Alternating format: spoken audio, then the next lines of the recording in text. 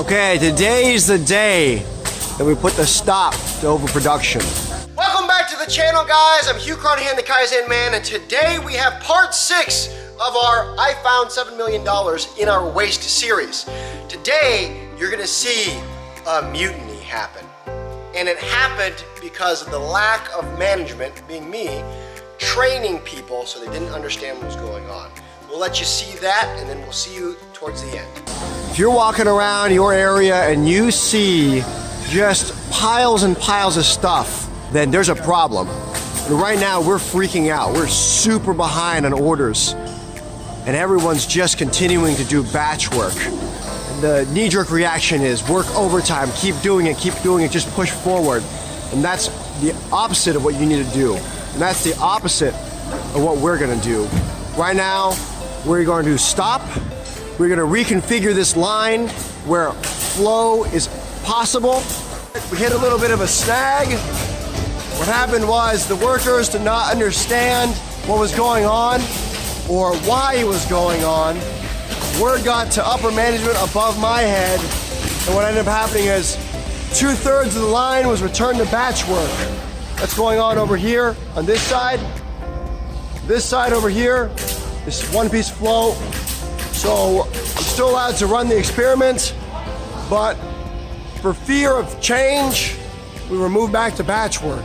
You'll see a better picture of that inside. On a positive note, this other side has not been touched. Right here, everything's being made, it's sewn, it pops out that window, comes out this side, and here they are making the chairs. It goes straight into the boxes. The boxes go on pallets, and the pallets, once they reach the appropriate height, go straight to loading dock. Right now, I was allowed to keep 4 sewers to keep running the experiment. But on this side, we return to batch work. As they make stuff, they make massive piles of inventory. It goes into these sacks. The sacks aren't touched until the next day, maybe 2 days later, as you can see like this. And then in the batch work fashion, it's continued to be made into a finished product. Wasn't that incredible? We had 2 pods running side by side. One cut the material, it immediately was sewn, it was immediately upholstered, and it went into the boxes ready to be shipped. Any defects were caught immediately, and we were able to stop the line and deal with the problems. I was too busy and too focused on the process that I forgot about the culture. So all the workers were extremely fearful that they were gonna lose their jobs because it was so much faster to go from raw material to completed product that they literally sabotaged it and they went above my head.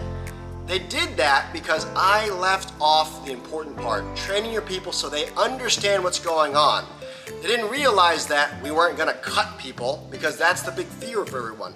Fault was that, hey, we didn't train you enough to know that when we get this done, we can actually expand more lines, we can get more products, we can do more sales, and no one's jobs are going anywhere.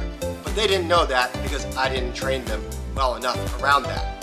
The good news around it is at the end, we had already done one piece flow on the outside, and we had done one piece flow on the inside. We weren't able to connect the dots between the two because both departments were scared. One more thing was the pay was all incentivized based on batch work. So when we started changing things that improved things for the entire system, it messed with people's pay because they were incentivized to batch work instead of being incentivized to get output production to the customer. Let's go back to Deming's 14 points. We need to eliminate metrics and quarterly bonuses based off of numbers, and we need to reward quality of workmanship. So it's so critically important that from the top down, everyone understands what's going on with lean. There was only one person above me, and people started going above my head because they didn't understand. That was 2 failure points. 1, an education point on my part for not making them feel comfortable, but 2, from the top down, from the owner level, from the president level, they fundamentally did not understand what lean was trying to do, what it was about, and because of that, they let fear crush the productivity of months of hundreds of people's hard work. Poof, gone like that. With this, guys, you see me do gardening stuff, you see me do real estate stuff you see me do finance stuff, I want to remind you that I'm teaching you things from home and gardening perspectives that are easily relatable, but they directly translate into millions and millions of dollars. And while you see me posting stuff on this channel, remember that I also actively run 3 full-time companies. And I'm able to do that and take Wednesdays and Saturdays and Sundays off. If you want to weaponize your mind, make sure that you click like, subscribe, and check out our channel.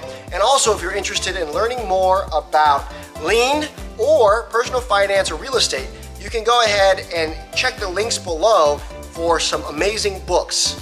They are Amazon affiliate links. They don't cost you anything more, but it helps our channel out. I hope we figure out what goes on before the time the next episode airs.